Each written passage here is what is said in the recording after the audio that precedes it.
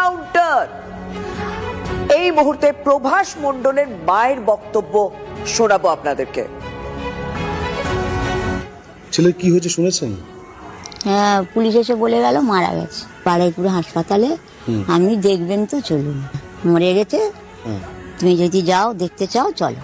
কিভাবে মারা গেছে কিছু বলেছেন? না, আমাকে এইসব কিচ্ছু বলেনি। বলেনি? না, ঠিক আছে, আমি সেটাই খুব ভালো হয়েছে, আমার কোনো আয়ে নেই। এখন আমি বলতে চাচ্ছি কি, আমার আনার কেউ নেই, দেখার কেউ নেই, কেউ যাবে না। আমি সেটা বলতে চাচ্ছি, আপনারা নিয়ে কি করবেন সেটা আপনাদের ব্যাপার। ওর মৃতদেহ আপনি নেবেন না, দেখবেন না? না, ও যা কর্ম করেছে তাতেই মৃত্যু হয়েছে, খুব ভালোই হয়েছে। আর দেখে কি করব, ও যদি সুখে সুখে শান্তি মুখে যদি মরতো তাহলে সেটা আমরা চেষ্টা করতাম। আমি আর যাব না, আর কিছু। মানে যে ঘটনা ঘটেছে তাতে কি আপনারা হ্যাঁ।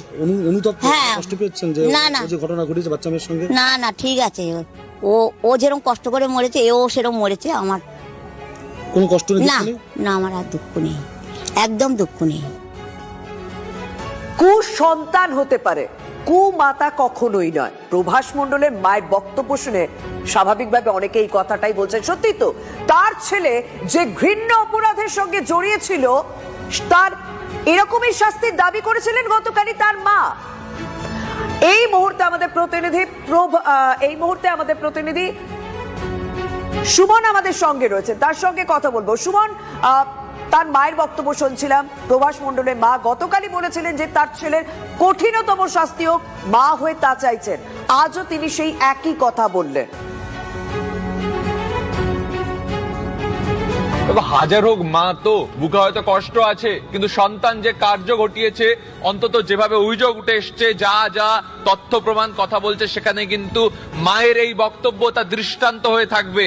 তার কারণ আমরা বাংলায় প্রথম দেখছি এই ধরনের ঘটনা, যেখানে কিন্তু দ্রুত অ্যাকশন নিচ্ছে পুলিশ, এবং এর আগেরও যে ধর্ষণের ঘটনাগুলো উঠে এসছে, অপরাধ, খুন চক্র ইত্যাদি ইত্যাদি, সেখানে কিন্তু পুলিশি নিষ্ক্রিয়তার অভিযোগ বারবার উঠেছে। কিন্তু এক্ষেত্রে দেখা যাচ্ছে পুলিশ যথেষ্ট সক্রিয় গ্রেপ্তার করার ক্ষেত্রে। এবং কালকে রাতের যে ঘটনা, 12:45 নাগাদ আইন টিম যখন ঘটনার পুনর্নির্মাণে নিয়ে গেল, তখন এই অভিযুক্ত প্রভাস মণ্ডল পুলিশের পিস্তল ছিনিয়ে নিয়ে গুলি ছোড়ার চেষ্টা করে, এক রাউন্ড গুলিও ছোড়ে।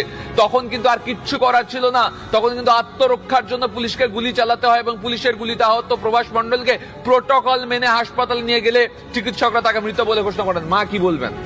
মা আগেই শাস্তির দাবি করেছেন। মা বলেছেন যে সে যে ঘৃণ্য অপরাধ করেছে সর্বোচ্চ শাস্তি তার হোক, এবং সেই জায়গায় কিন্তু বলছেন মৃতদেহটুকু আনতে যাব না, দৃষ্টান্ত হয়ে থাকবে। এরপরে এই ধরনের ঘৃণ্য অপরাধ করার ক্ষেত্রে এই মায়ের বক্তব্য, পুলিশের ভূমিকা সবকিছু দৃষ্টান্ত হয়ে থাকবে, এমনটাই কিন্তু অনেকে মনে করছেন।